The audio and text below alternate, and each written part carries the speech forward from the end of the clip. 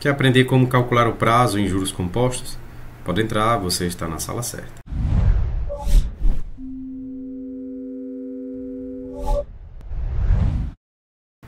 Olá pessoal, sejam todos muito bem-vindos. Eu sou Antônio Pedrosa e este é o Sala de Valor, um canal destinado a desenvolver conteúdos que irão te ajudar na formação financeira básica. Bom, para responder a pergunta, a gente dividiu aqui em 4 pontos, em 4 tópicos. A primeira é a fórmula, depois a memória de cálculo, para a gente saber como foi que a gente chegou na fórmula, e as terminologias utilizadas. Os 3 outros pontos são exemplificações, fazendo uso da fórmula, mudanças na unidade de tempo e outras aplicações. Bom, como calcular o prazo em juros compostos? A fórmula é essa daqui, né? A fórmula direta. O N é igual a log de montante sobre capital dividido por log de 1 mais I. Bom, não é comum o uso de logaritmo, né? A gente vê poucas vezes, né, o assunto de logaritmos, mas não é para se preocupar, pois ele não toma muito espaço, né? A gente usa mais logaritmo aqui em juros compostos, principalmente para cálculo do tempo, cálculo do prazo. Então não se preocupem porque usamos poucas propriedades, né, no logaritmo. Sem contar que a gente usa essa conta para resolver, aliás, a gente usa o auxílio da calculadora financeira HP12C. Portanto, isso aqui acaba sendo minimizado. De toda forma, a gente achou interessante trazer para vocês a memória do cálculo, né? Como foi que a gente chegou aqui nesse N igual a log de montante sobre capital dividido por log de 1 mais I. Bom, essa fórmula aqui, como vocês estão vendo no desenho, é uma derivação da fórmula do montante. Montante é igual a capital vezes 1 mais I elevado a N. Como a gente quer isolar o N, né, a gente acaba usando a propriedade do logaritmo, que se torna mais fácil para a gente aqui. Então, o primeiro passo é passar o Czinho, que é o capital, dividindo. Né? Então, ele está aqui, ó, montante sobre capital, igual a 1 mais I elevado a N. É claro que a gente já fez uma inversão, né? Porque montante sobre capital estaria aqui desse lado e 1 mais I estaria desse lado, mas a gente já fez de forma mais conveniente aqui para a gente, tá bom? 1 mais I elevado a N igual a montante sobre capital, a gente faz o seguinte, a gente joga log dos dois lados, porque não vai alterar a igualdade, então a gente diz log de 1 mais I elevado a N, veja que ele está aqui, ó, por inteiro, ó, 1 mais I elevado a N, igual a log de montante sobre capital. Então, isso não vai alterar a igualdade. Usando aqui a propriedade, quando a gente tem log de um valor, né, 1 mais I elevado a N, essa potência ela vem para cá multiplicando. A gente até usou aqui no apêndicezinho, log de A elevado a 2 é o mesmo que 2, que é essa potência, né, vezes log de A. Exatamente o que a gente fez aqui. Ó. Esse N aqui vem para cá multiplicando. Então, N log de 1 mais I igual a log de montante sobre capital. Bom, agora sim a gente consegue isolar o N, ó. A gente vai passar esse fator que está multiplicando aqui para baixo. Então, ele vem dividindo. Então, fica N igual a log de montante sobre capital, dividido por log de 1 mais I.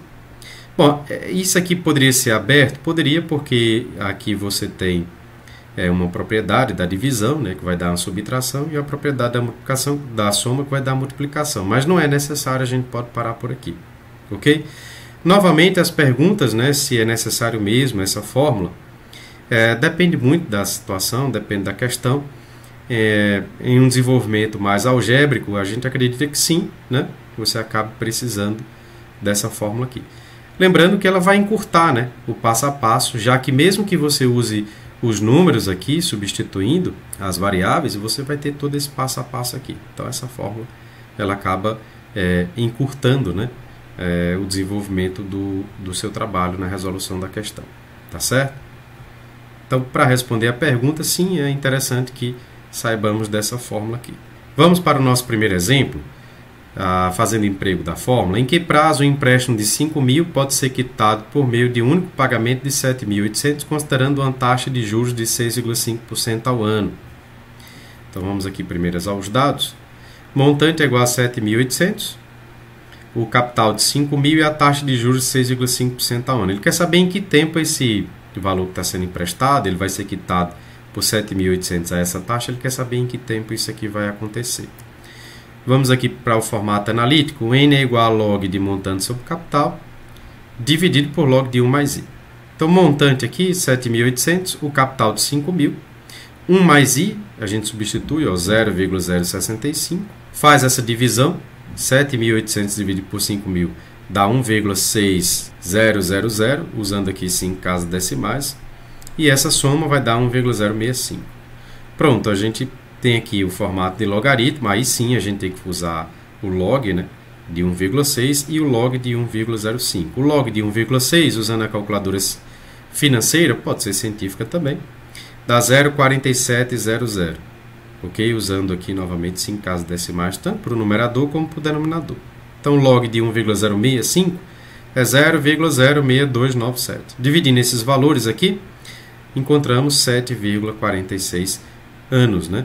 Lembrando aqui que a periodicidade da taxa está em ano e a gente segue a periodicidade da taxa. Como não foi pedido nenhuma periodicidade, a gente então segue a periodicidade da taxa de juros. Qual o comentário que a gente faz aqui é que você, caso use HP12C, você use o GLN, né?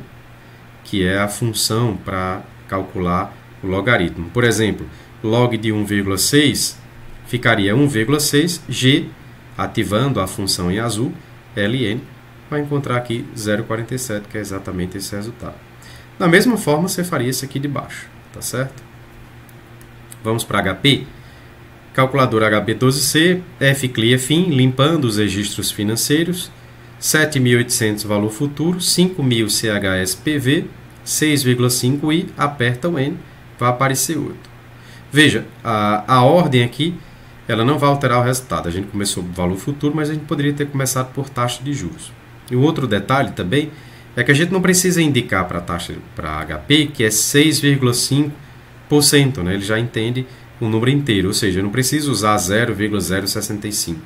A gente usa 6,5i. Ele entende esse valor aqui como porcentagem.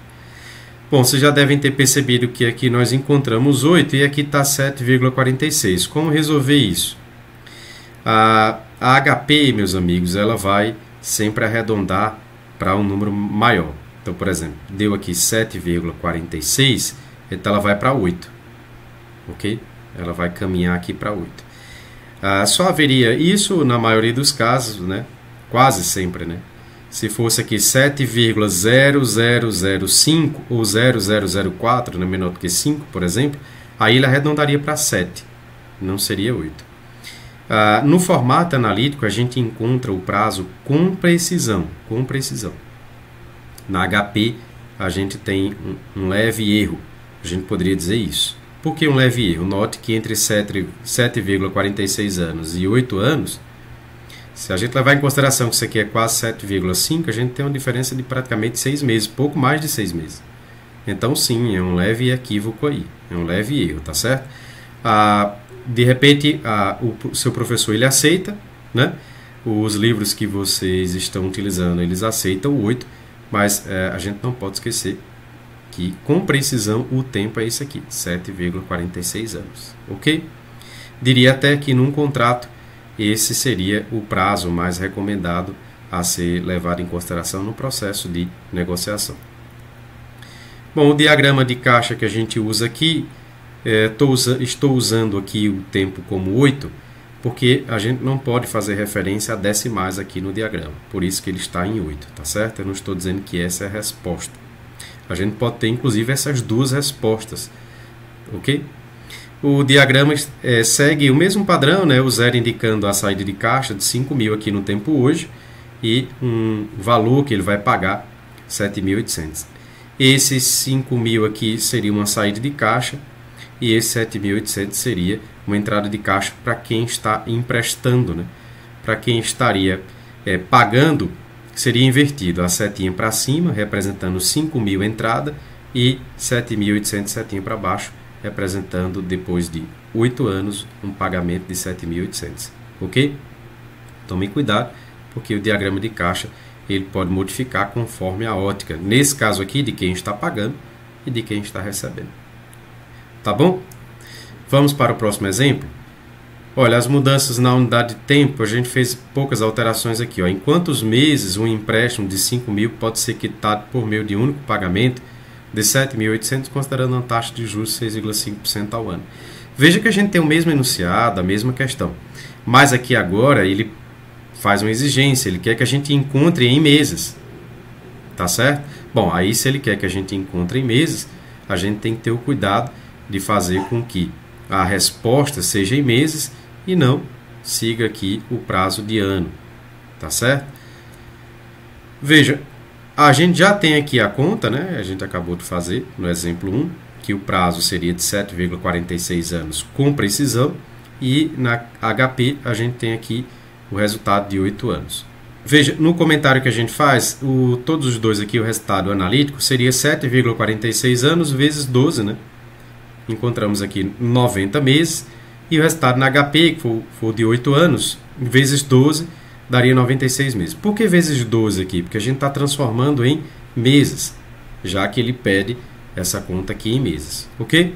Veja que existe sim, ó, uma diferença de 6 meses, como a gente já havia apontado no exemplo anterior. Então veja que esse 90 meses, ele apresenta aqui os 7,46 anos, como a gente já havia apontado no exemplo 1, ele tem mais precisão. E aqui há um certo equívoco, né, de 6 meses, é um tempo significativo. Exemplo 3, outras aplicações. A taxa de juros composta 5% ao mês, em quantos trimestres? 5.000 rendem juros de 1.748. O capital de 5.000, os juros aqui 1.748 centavos, a taxa de 5% ao mês. Ele quer que a gente encontre aqui ao trimestre. Veja que é uma exigência do enunciado. Em quantos trimestres, né? A gente consegue fazer 5.000, render aí 1.748 a uma taxa de 5% ao mês. Bom, para usar a fórmula, o primeiro passo é encontrar um montante, né? E aí, como a gente tem uns juros, a gente pode usar essa fórmula aqui mais abreviada. O montante é igual a capital mais os juros, capital de 5.000, juros de 1.748, somando os dois, 6.748. Agora sim, a gente pode partir para o formato analítico. O N é igual a log de montante sobre capital, dividido por log de 1 mais I. Fazendo aqui as substituições, o montante de 6.748 e o capital de 5.000. 1 mais 0,05, 5% dividido por 100, fica 0,05. Dividindo 6.000 por 5.000, a gente tem 1,34010, novamente 5 casas decimais, respeitando as tabelas financeiras. 1,05 é o resultado dessa soma daqui de cima. Então, log desse valor dá 0,12714 e log desse outro valor 0,02119. Dividindo esses valores aqui, chegamos a exatos 6 meses.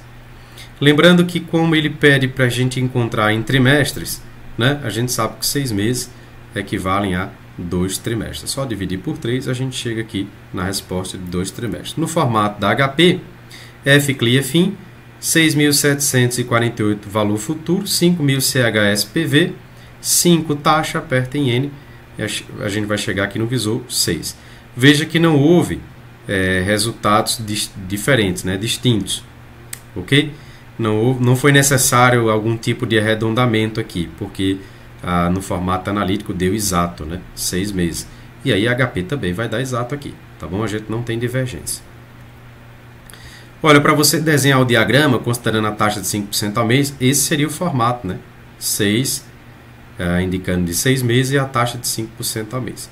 Tome cuidado, porque esse não seria o diagrama mais correto, porque a gente precisaria transformar essa taxa em trimestre para levar em consideração aqui os 2 trimestres, tá certo? Bom, isso não altera o resultado, é apenas aqui uma forma, né, de fazer um raio-x da questão. Então, esse diagrama aqui seria levando em consideração a periodicidade mês. A gente teria que fazer um outro diagrama levando em consideração a periodicidade de trimestre. Mas como a gente não está fazendo o cálculo aqui de taxas de juros, então a gente decidiu fazer um formato aqui mais simplificado para vocês, ok? Bom, meus amigos, eu vou ficando por aqui. Novamente recomendo sempre que vocês assistam toda a playlist para que você possa compreender o assunto de juros compostos, tá bom? Um abraço, espero que vocês tenham compreendido. Até as próximas videoaulas. Tchau!